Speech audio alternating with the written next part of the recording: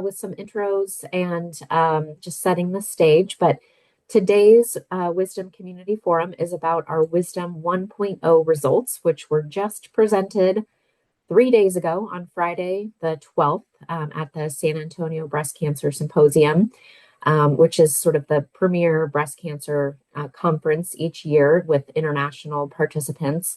And we were fortunate enough to be able to present the results on Friday.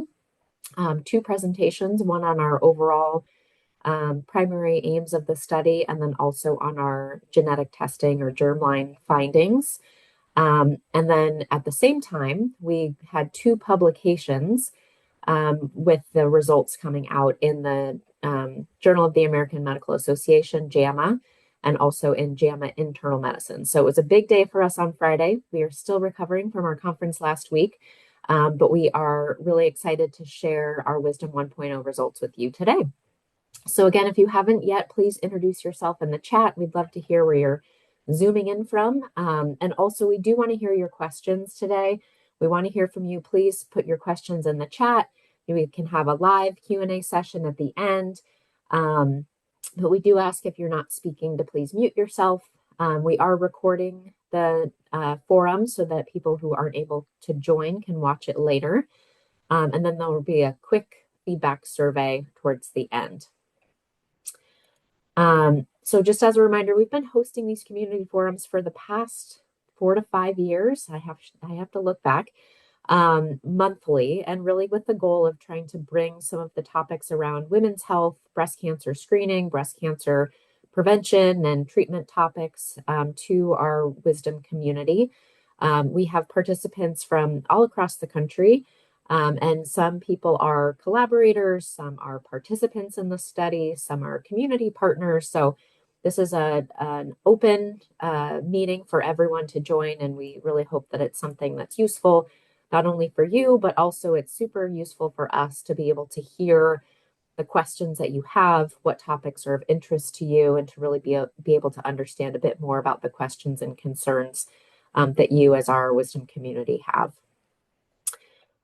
So we have a whole host of topics that we've presented on in the past, and these can all be found on our YouTube channel, and we'll put the link in the chat. But for this month, we will discuss the Wisdom 1.0 results. The plan for today is to share the results that were presented last Friday and published last Friday in the JAMA publication. We've also since had a fair number of other articles and press that we can share with you and share links as well, including the New York Times and Time Magazine, and also some participant quotes and videos that we're happy to share as well. And then we should have plenty of time for questions and answers. So I won't give away the ending, so I will stop sharing. And Laura, if you want to share your slides, does that work? Oh, you're on mute. Yep, and I have my slides, and I also have Kirk's slides, just in case we want to show those too. Great. Okay, so let's make sure I get the right deck up here. Yep, let's see. Can you guys see these? Yes. Does the right thing come up? Yep. Yep. Mm-hmm. Yes, we can see them. Okay, fantastic. So, well, I'm super excited to be able to share this data with you. And on behalf of the whole Wisdom team, of which there are many people, and I especially want to call out Allison, our whole data team, and Martin Eklund, who is a statistician who's from Sweden. It's just an enormous effort to get all this together, and especially to all the women who participated and sent their slides in. That is also great. I have no relevant disclosures for this. So as everybody knows, the whole reason that we did this trial is because we know that breast cancer isn't a single disease, and we don't treat all breast cancers the same. So it doesn't really make sense to screen as if everyone has the same risk for the same cancer. There have been years of controversy and variation in guidelines. There are 7 different guidelines in the US alone and years of disagreement on how often to screen across the world. And actually, the disagreement stems from the same randomized data that everybody's looking at that was generated over 25 years ago, and we've all come to different conclusions. So Wisdom was exactly designed to make screening better, using a modern foundation where we could start with risk assessment and use that to direct both screening and prevention, using a modern era trial that's open to everyone, where we could test a risk-based approach and really try to improve the identification of women at risk for aggressive or interval cancers. As I'm sure all of you know, this started out as a collaboration across the 5 University of California medical campuses, the Athena Breast Health Network, and we then added Stanford Health, Louisiana, University of Chicago, UAB, Alabama Veterans, the Veterans Administration, a group practice in Florida, and DHR Health in Texas to try and really improve our reach and diversity of enrollment. It was a pragmatic trial. By that, it means that we had to, that we tried to make it more of a real world trial. So it wasn't people coming into sites, but everything was done kind of online. As everybody knows, the acronym stands for Women Informed to Screen Depending on Measures of Risk. It was open to any woman 40 to 74 with no history of breast cancer. People were assigned either to they were either randomized or for people who chose not to randomize. So to be randomized, you had to believe that it was just as reasonable to screen every year, which is the annual screening, or using the risk-based arm. So and if you didn't want to be randomized, we didn't want to exclude them from the trials, and we allowed them to be part of an observational cohort where we'd have them self-select their group that they wanted to participate in. So we would really learn about people's preferences. Just as a refresher, I think you guys all know this, we use the Breast Cancer Surveillance Consortium model, B2, that had all these factors in it, including breast density. We tested for 9 breast cancer genes, this actual sequence them to look for the pathogenic variants that we know confer a much higher risk of breast cancer. We use these small variations in the other genes that you inherit, so-called single nucleotide variations, that by themselves don't mean anything, but as a group can adjust your score up or down. When we started the trial, there were about 76. When we ended, there were about 303 that were used for the risk prediction. The tailored screening plan really was about, based on your risk, about the age to start, age to stop, frequency of screening, your screening modality, and how to reduce your risk, most importantly, right? So we had these risk factors, breast density, the health questionnaires, the genomic profiling. That's the piece of information that we needed. Again, the genomic profiling came from the spit kit sent to your house and then that you sent back. And from that, we put people into 4 different buckets: lowest risk, average risk, elevated risk, highest risk. The lowest risk women were those who are 50 or under, who didn't meet the screening threshold or the screening risk of a 50-year-old, average 50-year-old, 1.3%. And mostly these were women in their 40s. Some of them were people who screened out after 74, who had a low risk or who had both a low risk and and significant comorbidities starting at 70. The highest risk people got screened every 6 months with with mammogram alternating with an MRI, and the elevated risk people got an annual mammogram. In those 2 top groups, everyone got access to the breast health decision tool, which I'll show you in a minute, and they had one-on-one outreach by a breast health specialist.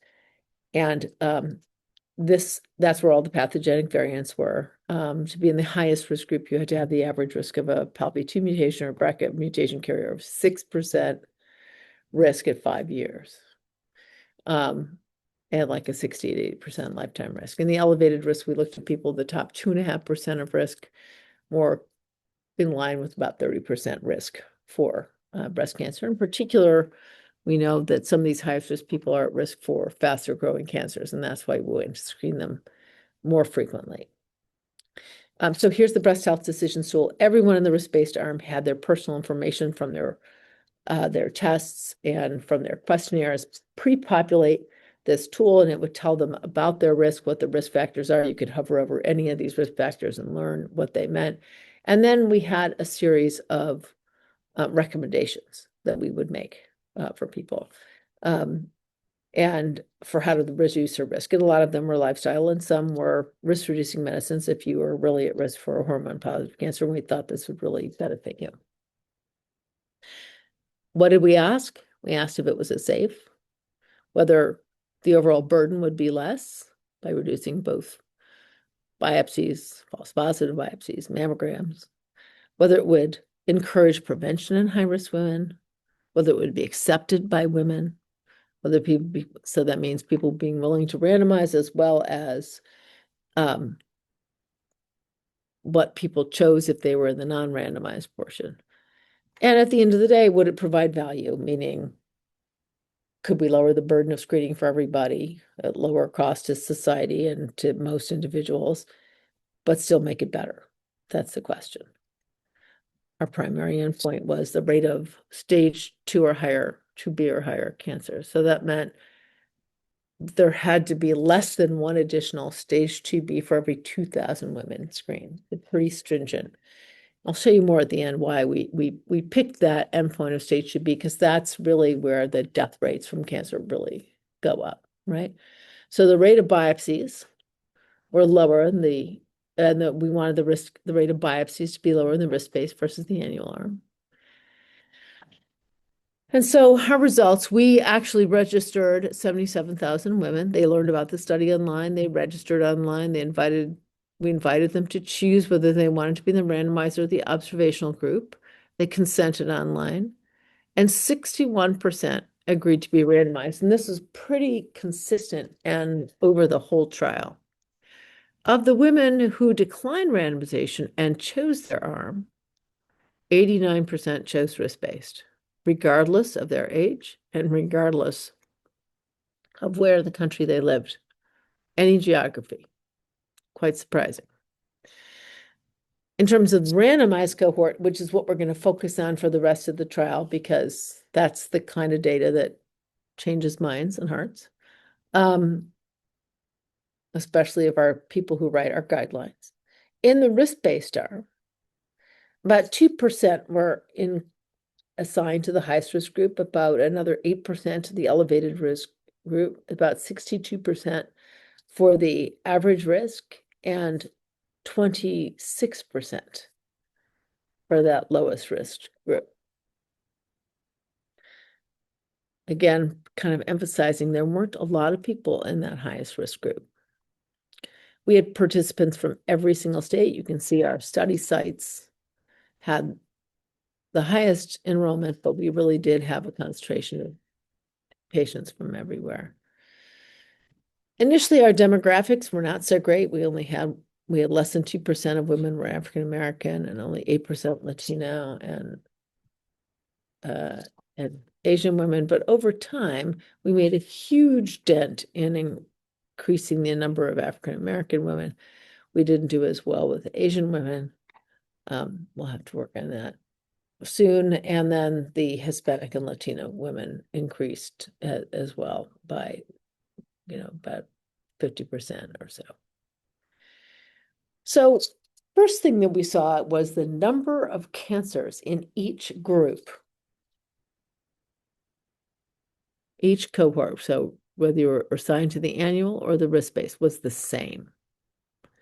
But what's interesting is that they were stratified by risk. So the highest number of cancers were in the high risk group, then the elevated group, then the average group, then the lowest risk group. There you can see there's the annual arm for comparison.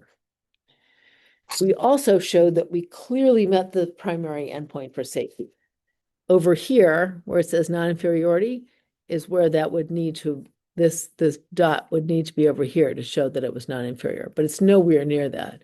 And in fact, it's very close to being superior. It reduced the rate of stage 2B biopsies, which I'll show you in a minute. So here you can see the cumulative incidence. So on the y-axis here, you can see incidence of breast cancer over time in this group, which you can see here, the dotted line, the black, is the annual arm, and the pink is the risk-based arm.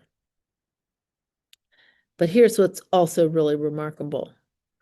In that group of women who we assigned to the elevated risk, who screened every 6 months, there were no cancers, no stage 2B or higher cancers.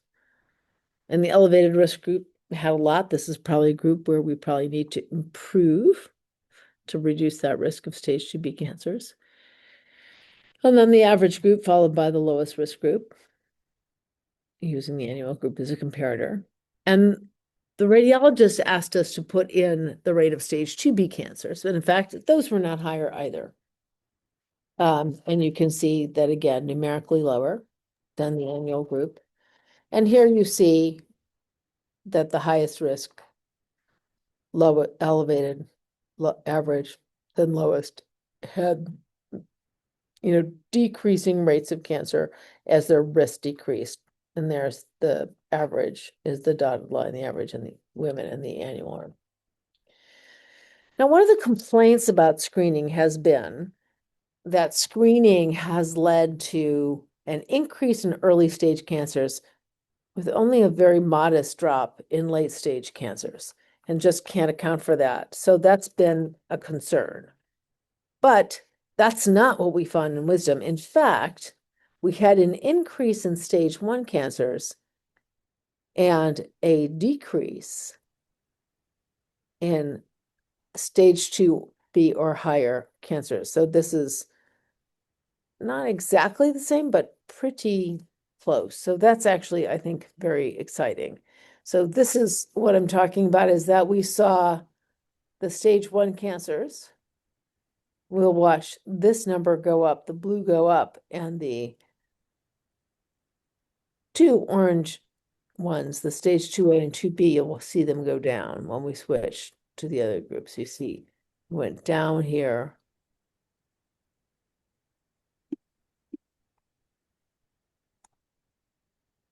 Okay, so there you can see now the biopsies.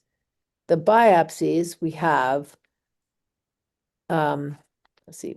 Okay, we showed that going down, right? So we showed that. So you see the blue line going up. Here we saw that this is the annual group where you have this, you watch this go up and these numbers go down, right? So you saw that, right?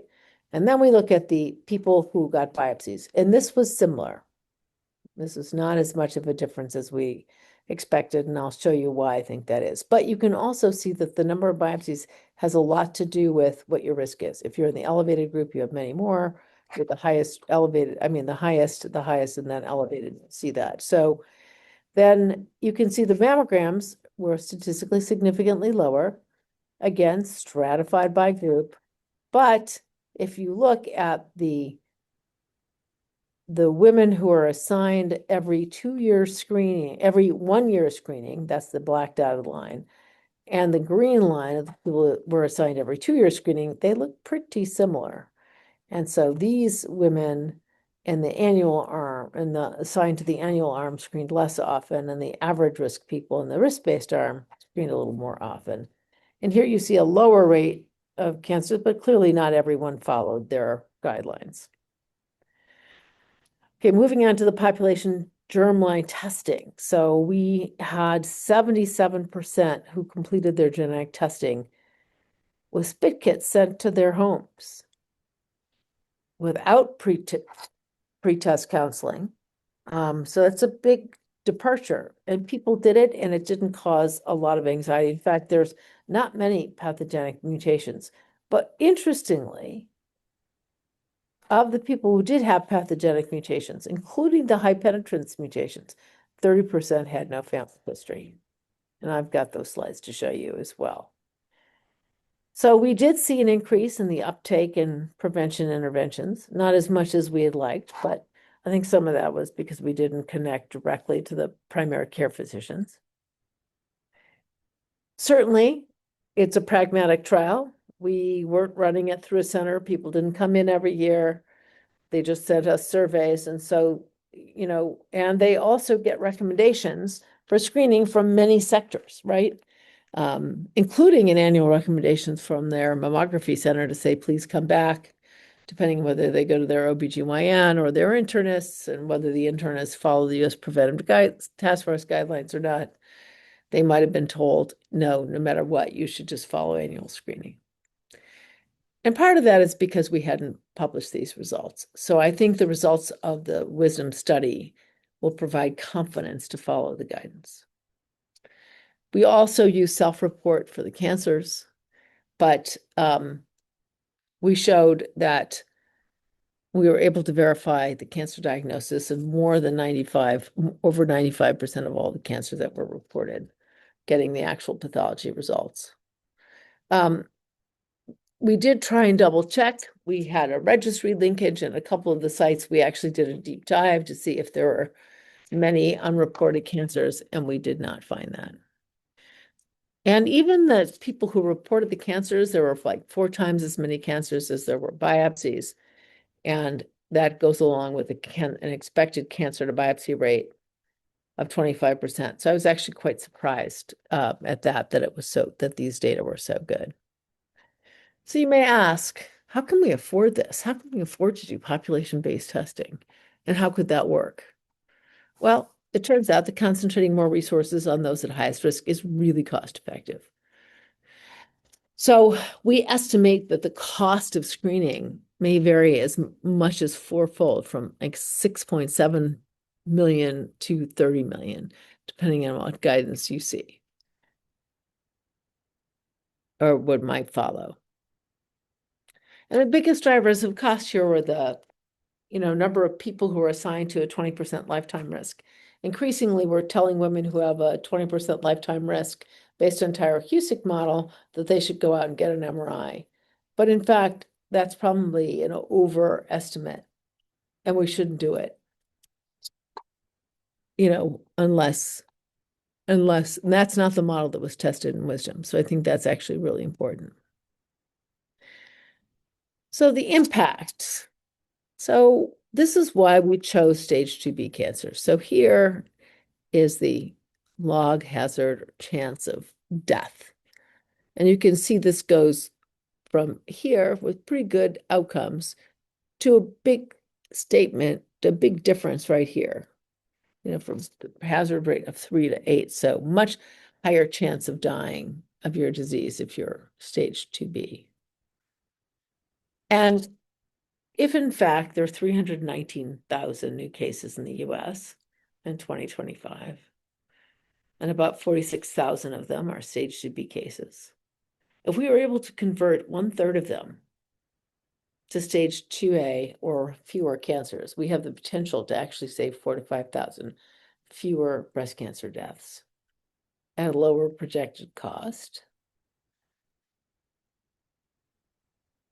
and a lower screening burden for those at lower risk, for the 54 million women out of the 60 million who actually it's safe to screen less frequently.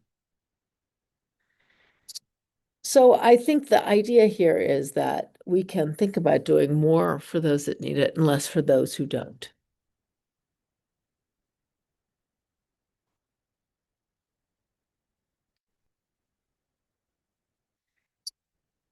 I would say, based on these data, that risk-based screening really should become the new standard of care, but we have to apply it with the right fidelity in the way that we've done it. So our challenge is figuring out how to scale this.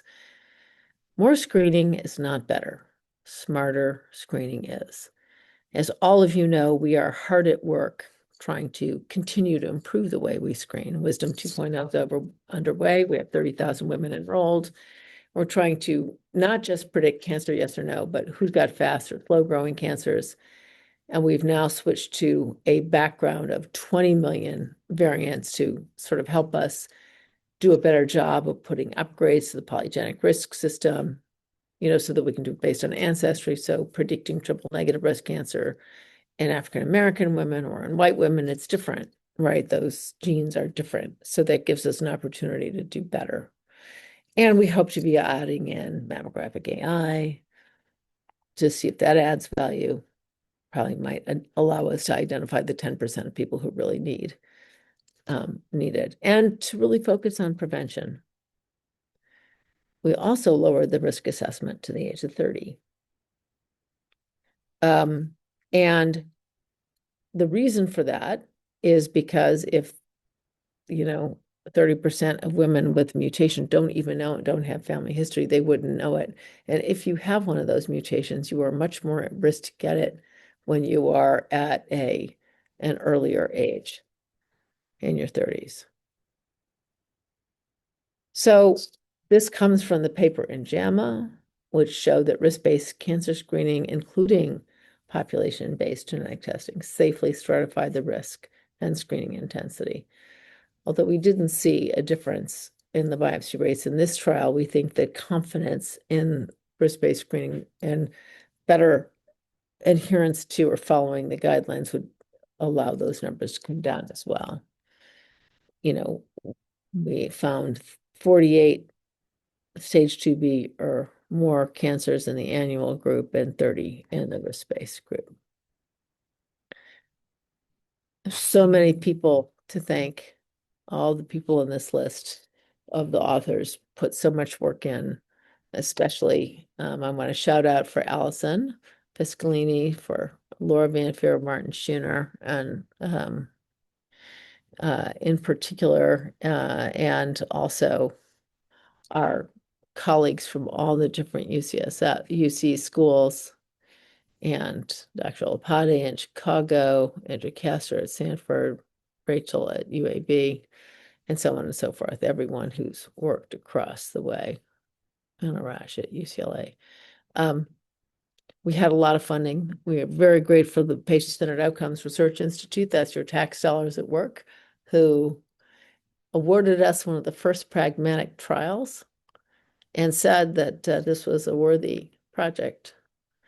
And they have supported us over the last 7 years, which is great. The National Cancer Institute gave us a grant to try and improve the reach and diversity of the trial. And that made a huge difference. That's sort of how we started these wisdom webinars. The Breast Cancer Research Foundation hopped in when we needed it most. Quantum Leaf Healthcare Collaborative, it's a not-for-profit that I started, also provided a lot of support. Safeway Foundation, Salesforce, the VA, Sanford Health.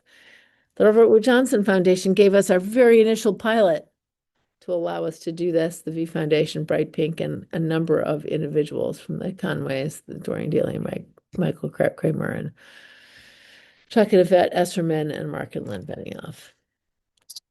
I would say this work takes a village. So many people, a couple hundred people worked so hard on this trial. But most importantly, all the participants came back year after year. Not everybody, but most people filled out their surveys, which is great. And our wisdom advocates made a huge difference. Our community leadership board, and our external advisory board, all of you on the call, our stakeholders. We worked with the National Committee on Quality Assurance. We had an ethics team that worked with us for the first 5 years. And and Steph and all the people who've helped us do community outreach. And we are very excited to have this paper published in JAMA at the same time. That's a big deal. So I'm going to pause for a minute and take questions before I go on. I don't see any in the chat, but if anyone wants to ask one verbally, please feel free to, or put something in the chat.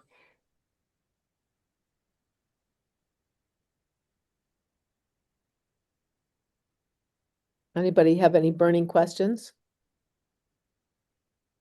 Oh, let's see. Here's one in the chat. So is geographic location considered in the risk profile if someone lives in an area with markedly higher or lower incidence of cancer?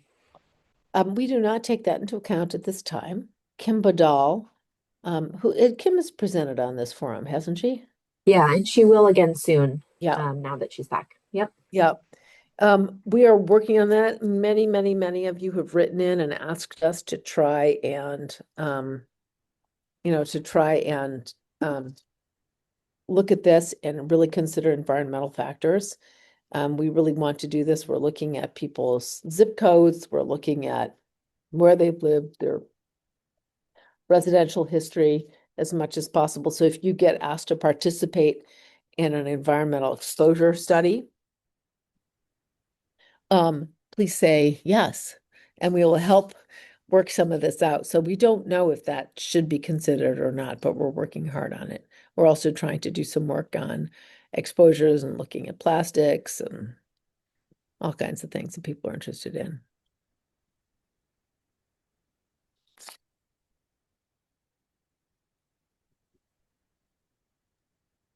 I don't see any other questions at the moment, but maybe some will come up. Oh, it looks like Steph has one. Yeah, Laura, I thought it would just be helpful to explain to our audience what you meant when you said that risk-based screening could be done, but it needs to be done with fidelity.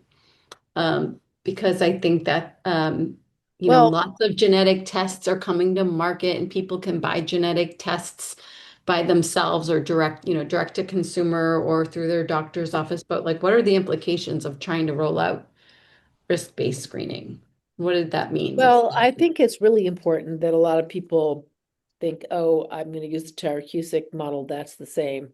But the Taracusic model actually increases, I mean, it really overestimates your risk, especially if you're doing genetic testing, because we're doing polygenic risk and genetic testing. So using that in combination with Taracusic would lead to a pretty significant overestimate of risk. And as well, a lot of people use this threshold of 20% risk for lifetime risk as a reason to get an MRI.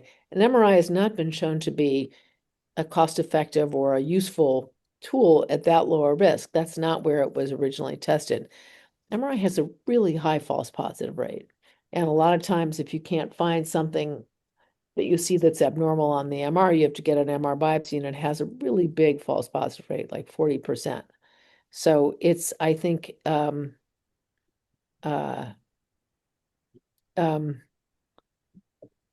so I think it's really important to know it's not every test, every risk. So we're working hard on ways to scale this and make it more available.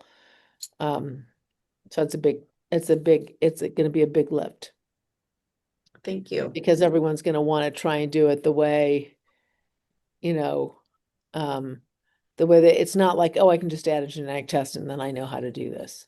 Mhm. That's not it. It's got to be a comprehensive package. And we have to think about prevention. It's not just screening. You got to really work on how can we double down and make sure we're reducing people's risk as well. Okay, thank you. Laura, one more question in the chat. From an individual patient-centric perspective, should we not screen in a way to catch any breast cancer, like DCIS stage as opposed to stage 2B? So I think, should we be screening to catch everything? Well, there's a lot of disagreement about this, but I think let me go back to this, and I'll tell you why I think it's very important that we think differently about this. Every breast cancer stage comes with a different risk. This is 98% survival with stage 1A, 96% with stage 1B, 92% with stage 2A, and there you have this dropping down to something like 78%. So, and with DCIS, it's not even clear someone's mortality is affected.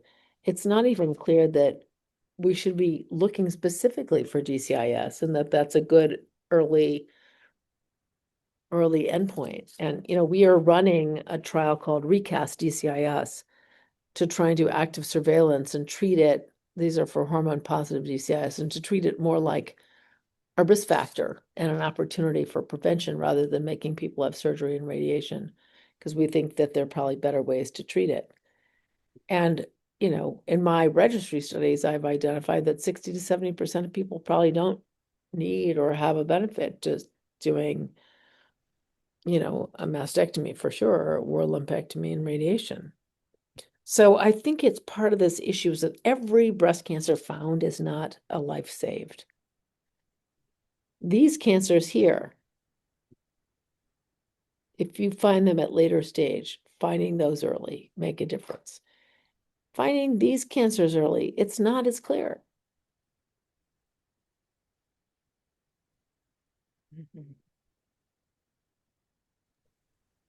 Does that answer your question? I think so. And it looks like there's a follow-up question too. Mm-hmm. So many in the early detection patient community don't think only about OF, but also think about sparing women from side effects like chemo and endocrine therapy as examples. Well, for some of the endocrine measures, using baby tamoxifen is pretty good. It's pretty easy and much better tolerated. And it may be more important to take that than to do surgery, right? Because your breast cancer risk may be on all over the breast, both sides. And now that we have better tools and better ways, and I think increasingly over the next year, there's going to be a lot of new exciting things that we can test, right? Yeah, Uh, and sorry, that OF was supposed to be overall survival. yeah, I know Yeah. that's overall survival. So, but you know, I think people have to sort of really embrace the idea that every cancer found is not a life saved.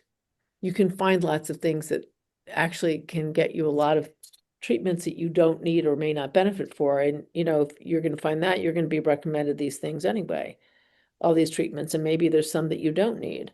A lot of these go away on their own. This is like, if you're with DCIS, people think it's life-threatening. It is not. By itself, it does not change your mortality. The survival from DCIS is 99%. And some of these will go away on their own. So we have to work on finding better ways to treat that as well. What we really want to do is lower the stage 2B cancers. That's hugely important. And the stage 2A, which this does, but it may allow us to think more about prevention than it does just screening. Screening doesn't save lives. And I think Again, one thing that was, yeah. oh, I was just going to Anyone say, else one want other, to answer that question, like Steph or Allison? Please do. yeah, I was going to say the other piece that I think we sometimes forget and that we forget to talk about in the wisdom results is that we're assessing people's risk every single year. So as you get a yearly questionnaire, if your answers have changed or we have a new version of the model that is better than it was the last year, in the study, people are getting a new risk assessment every year. And so your screening assignments can change. Your risk changes, your screening assignments can change. So it's important to stay engaged and to complete those surveys. And with any screening, risk-based screening program, that's an important feature as well. Even if you're in the low risk group, it's important to do a risk assessment every year. And we're also trying to improve it every year. Right. We're not that risk-based screening, as shown in Wisdom 1.0, is not the end, it's the beginning. It shows that the concept works and we can work to keep making it better. And that's what we're all about.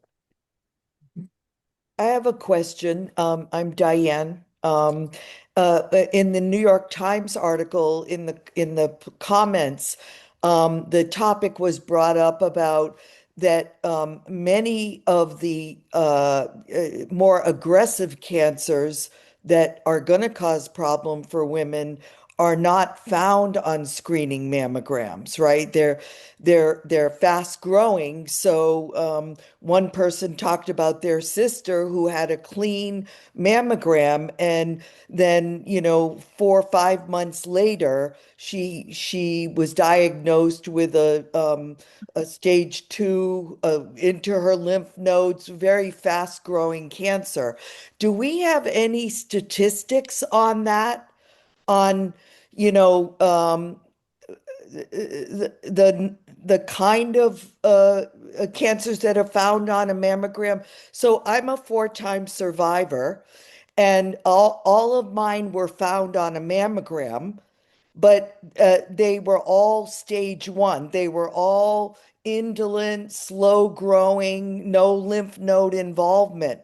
So, like, Those are the cancers that are more likely to be found on screening. right. As you know, Diane, I run the I-SPY trial, which is a trial for women with stage 2, 2B cancers and higher, right? So there, what I think that's one of the things that's motivated me so much to try and change screening is the majority of those women do not have screen detected cancers. The average age is 46. Fully 22% of people are under the age of 40, so they would never be recommended to get screening. So we have to do better. We have to do better. That screening can often find these small little cancers that aren't necessarily going to kill you, but it's not doing as good a job as it should at finding these high-risk cancers. So we really, really, really must find ways to try and pick up the populations of people that are at risk for more cancer, but not only just more cancer, but the highest risk cancers. And clearly we showed that. And we also showed that, that we could actually reduce the chance of people getting these stage 2B cancers. So that to me is just fantastic. That's really getting at some of the biggest issues. I wish, I would like to see that we had reduced some of the screening and biopsy in the lower risk women. But I think people are afraid. People are afraid to do less because That's they what I was assume, trying to get at. yeah. If there were a way, I mean, some of these concepts are not easy to grasp. So if there was a way to know, I mean, most women don't know what I just said, right? So is there a study that could be done on that?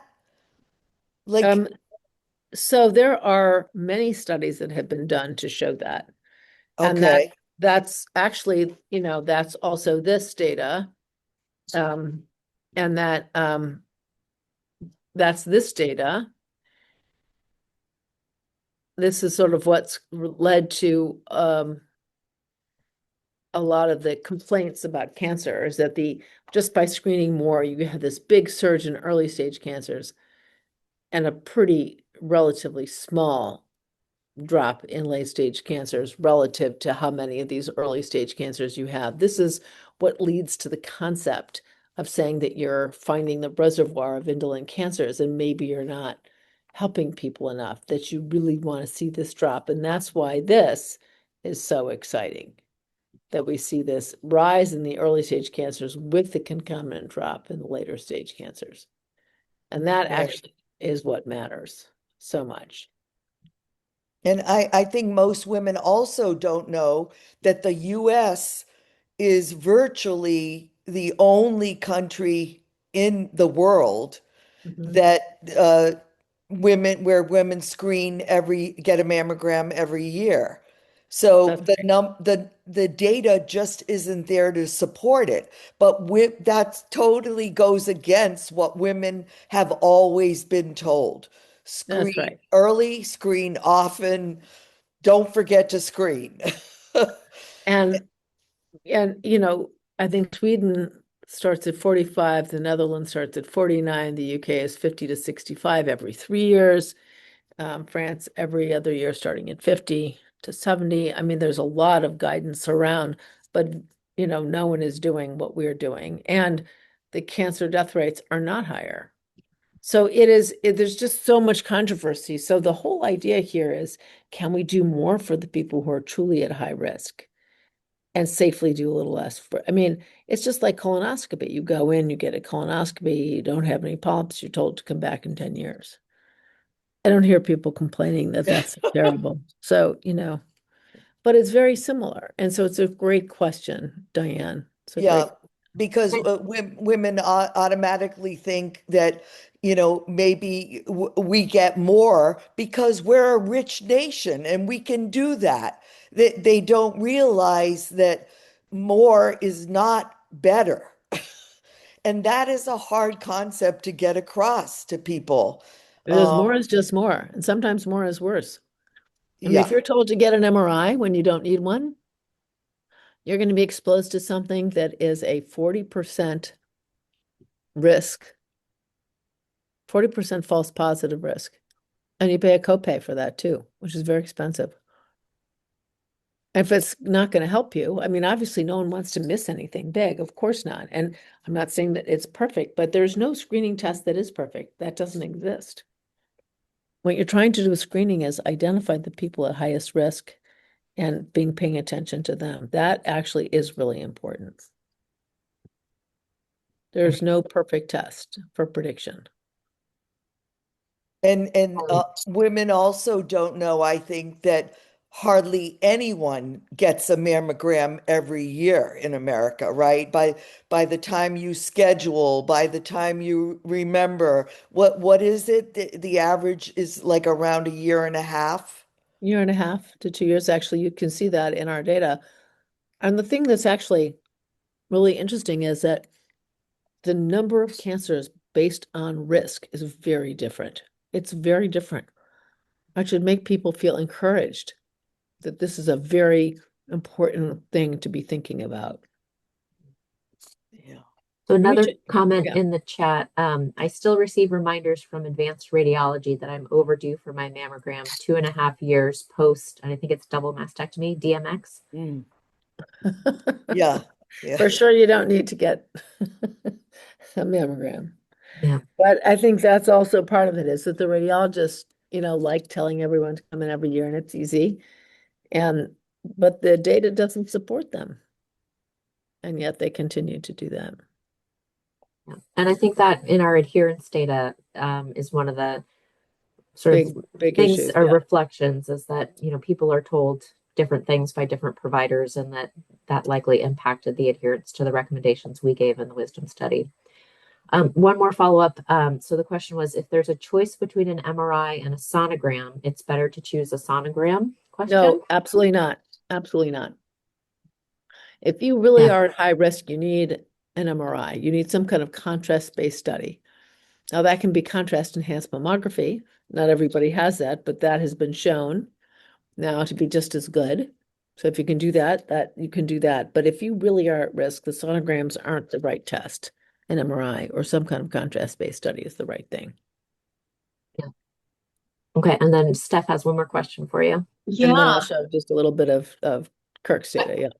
I know that we've told our audience a little bit about our plans to integrate mammographic AI into Wisdom 2.0 to assist with breast cancer risk assessment and risk prediction. So I just wanted to get your input on how you think, what impact you think that will have in its ability for us to refine our risk prediction, and when do we expect Wisdom 2.0 results? When will we be publishing those? Well, we have to, integrate all these new markers. We're starting off on the new triple negative predictors for African American women and white women. They're separate, they're different. That hopefully will be early this year. And we hope to be able to be setting up our imaging repository so that we can start to integrate the mammographic AI in the next 6 months. So maybe mid 2026. And then we really want to work on risk reduction. So then it'll take us another 2 or 3 years to see what that shows us. And so we're going to use the uptake of prevention as a way to see if we can further reduce the chance of these bad cancers arising. And, there's, exciting new ideas for how to reduce risk even of triple negative breast cancer. Great. So Wisdom 1.0 is just the beginning. Just the beginning. It's not the end, just the beginning. Just shows that the concept is worthwhile. All right, let me show you a little more data. So this was looking at the 23,000 women who did not have a personal history of breast cancer. I mean, these are women who were tested who've never had breast cancer themselves.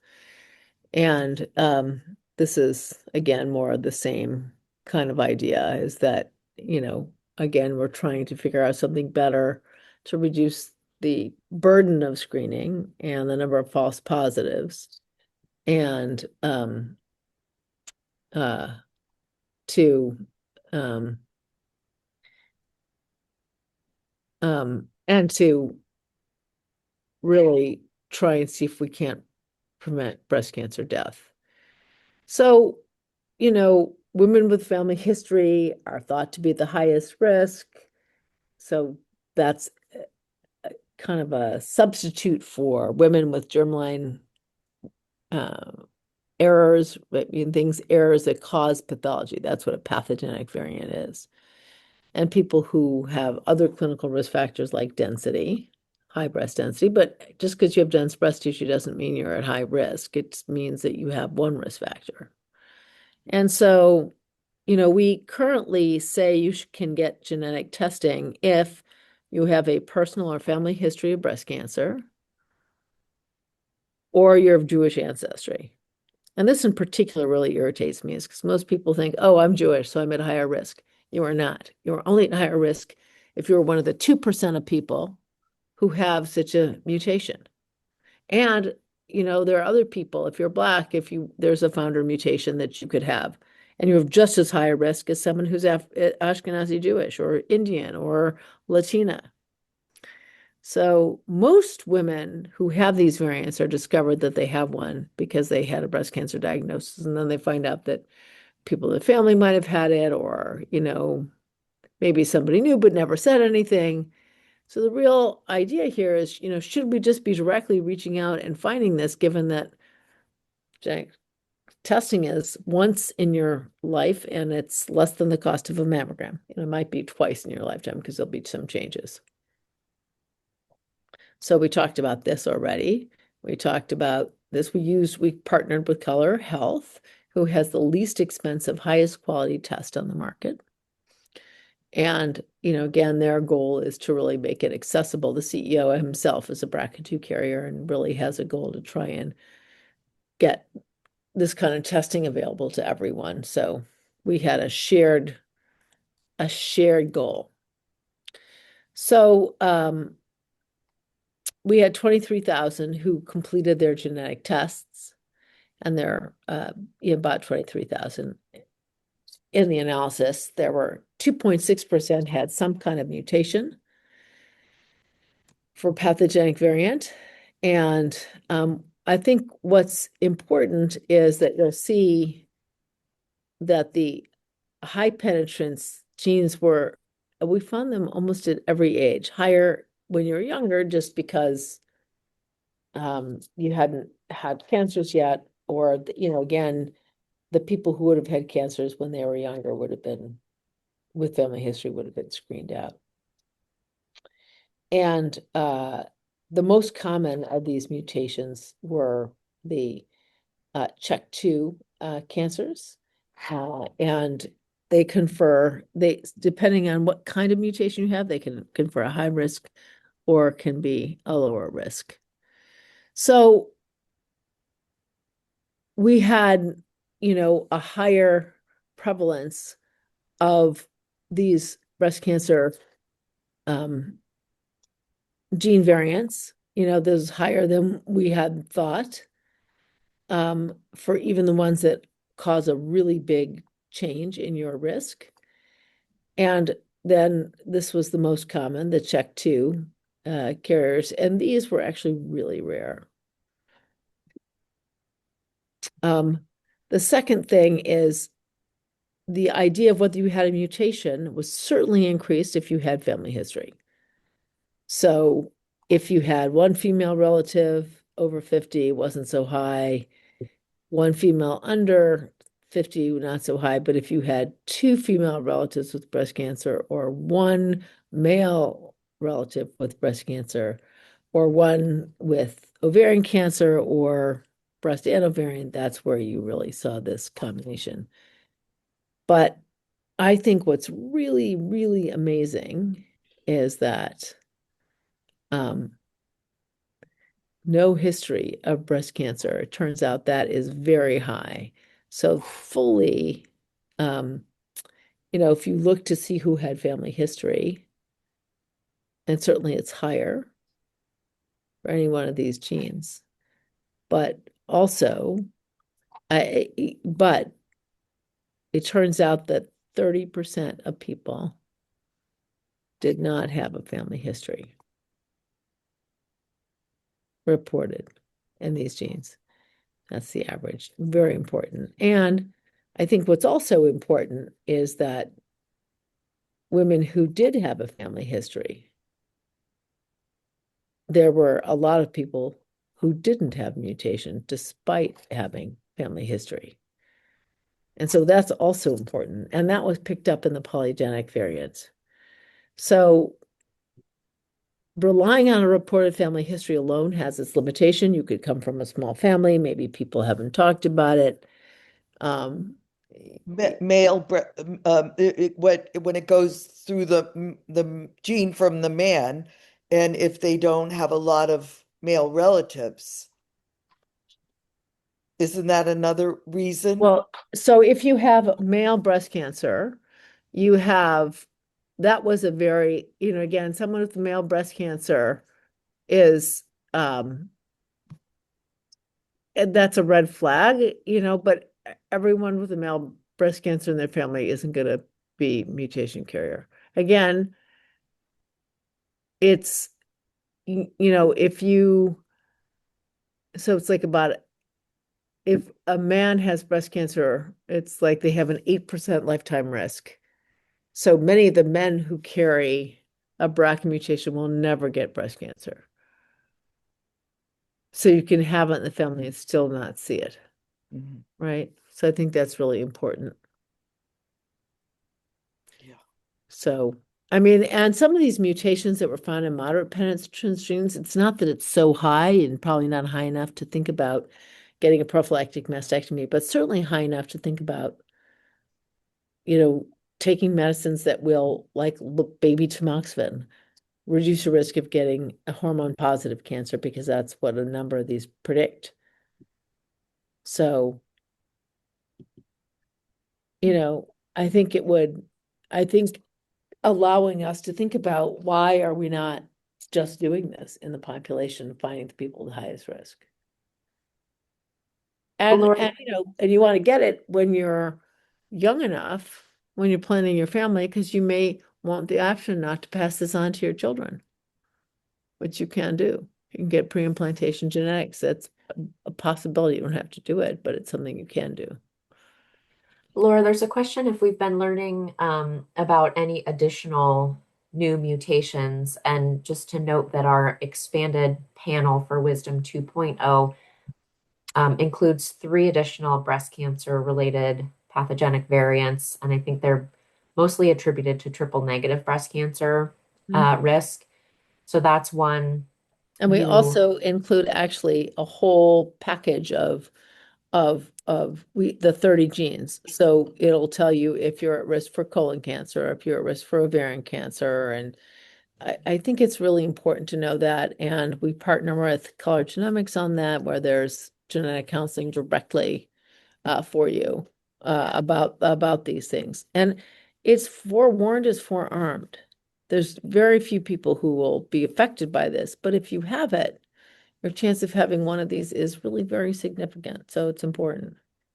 And also, just to reiterate that in addition to these pathogenic variants, we're also looking at the polygenic risk, which is something that's novel in the wisdom study, and that we're assessing polygenic risk, and also will be soon assessing different variations of polygenic risk that are specific to certain ancestries.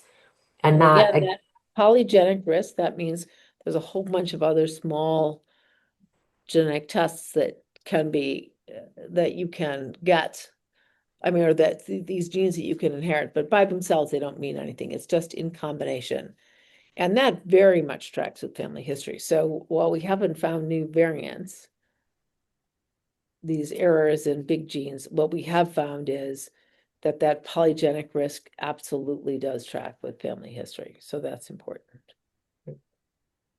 yeah, And this paper is also published online yeah. in JAMA Internal Medicine, same day. Laura, we're a little bit up on time, but I'm going to share just quickly, and we can put these links in, just because I think always seeing pictures is always fun. Some of the pictures from San Antonio, just so people can get a sense of what it's like to be there. But you can see some of our collaborators here. Here's Laura presenting the main findings of the study, and some of our collaborators that were at the conference. Kirk Fergus, who presented that last data set on the germline findings. And then we also have scientific posters. So we had, I think, 7 posters that were presented all on different parts of the wisdom results. And these will all turn into additional publications and papers too. But had a great chance to share all of the information out. Um, the 2 papers that Laura mentioned in JAMA, and then the JAMA Internal Medicine for the germline pathogenic variant paper. Once this was presented, we then had lots of interview requests. So this now is in Time Magazine, and we can put these again in the chat. Also in the New York Times, talking about our wisdom results. Also in the Washington Post. And I think there's probably several others that we didn't capture here, but hot off the press, all of Time these articles. Magazine.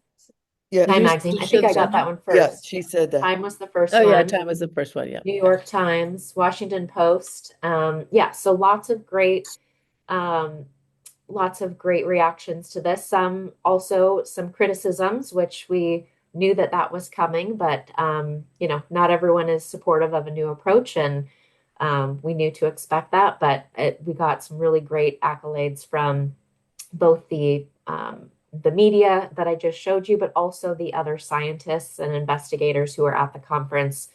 Eric Weiner, who's one of the sort of leading investigators in breast cancer research, stood up at the end of the presentation that this was the most impactful study that we all heard about at the entire conference, which is a huge promotion. So, yes, just big thank you to Laura for all your hard work and leadership and guidance and vision. I think this would not have happened without the courage to challenge the status quo and be able to organize and bring a team together to be able to do this. So, Well, as my good friend Mike Drake, who's the president of UC, says, you have to rid your mind of fear to be able to do new things and make things better.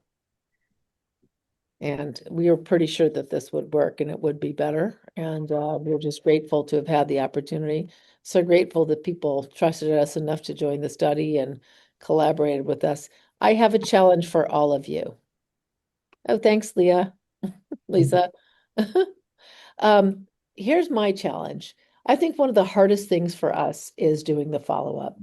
And a pragmatic trial like this, where you're requiring people to follow up, I think the most important thing for us to do and people sign up is to be able to say, well, this is the most important thing for you to do is to follow up with us and keep in touch. And we know that's sometimes hard, but we know that if you're going to join this study, the only way it helps us and makes a difference is if you're willing to make a commitment to answer a questionnaire once a year.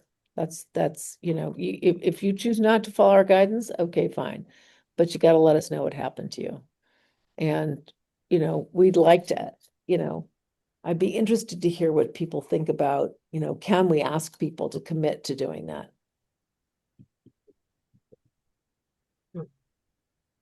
Maybe that could be a whole webinar in itself. But I think if we don't get that's so hard. And we just really need to get people to be committed. What is that? Is there any way for those of us who are diagnosed during the study period? Yeah. Could you put that, what was that again?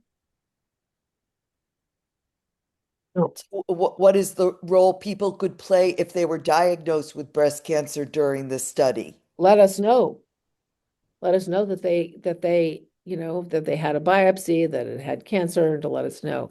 That's the most important, because that's how we learn. That's the only way to keep making it better. and we may have some opportunities too in the future to be able to take a deeper dive into some of the details of your diagnosis. So, looking beyond just the clinical staging. We want to predict who's at risk for what kind of cancer, but we can't do that if we don't hear from you. Yeah. Or And a pathology report. on the environmental surveys that Laura was mentioning, we do want those who have been diagnosed with cancer to answer those surveys, because we're comparing those who got diagnosed and those who have not been diagnosed and looking at the different factors and trying to see if there's any differences between those two groups of people. So it is equally important for, if not more important, for people who have been diagnosed to fill out those surveys too. And just a caveat, I know those surveys are tedious. If we can help you in any way, fill those out or take notes for you, we are happy to help. So just reach out and let us know. Yeah. Okay. Well, this is just like wisdom is the beginning of risk-based screening. This is the beginning of the conversation for how to make it better. So think about that question that I asked all of you, and we'll have a whole webinar on how to really work to try and get everyone who joins to stay tuned and stay in touch. Yeah. And for those of you who want to share your experience too, we're gathering stories and feedback. You know, we are positive, negative. We want to hear from you. How did your experience go? We're always looking to improve not just the risk models, but the way in which we conduct the study and the way in which we engage with our participants. So please do let us know how we're doing as well. Positive, negative, share your story. We're actually collecting little video snippets from people. If you're interested in that, we'll put a call out for people if you're interested too. So, yeah. Well, thank you so much, everyone. Our next forum is the last Monday of January, which is the 26th. Our topic, I think, is still to be determined. But in the meantime, thank you so Let's much talk for about that. joining. Let's talk about what are the things we can do to try and really work to make it easier for us to track what happens to everybody and for everyone to make sure that they let us know. I mean, the only value of the study is if people keep in touch and let us know. And the thing is, even if you don't follow our guidance, we need to know. Trying to track it down and figure it out is so hard, right? And we want to talk about uploading files and trying to figure out how to get so we can prepare for mammographic density. I think that would be really good. Let's see if Or I think too, how best we can, try and engage with your provider team who, yeah, you're going back to sharing these results with, yeah. and what else could be useful to help you share the results back to your Right. provider. And how do we help? How can we make that work better? Yep. That's the only way we can continue to make it better. Yeah. So with that, again, huge congratulations to the study team, to this community. The Wisdom community has supported us and asked questions along the way. Again, being part of the study as a participant or being part of the conversation or sharing it with your friends and family. Everyone here should be celebrating your contributions to this amazing work. So thank you so much. I hope everyone has a wonderful holiday season and a happy new year, and we will see everyone in January. Okay.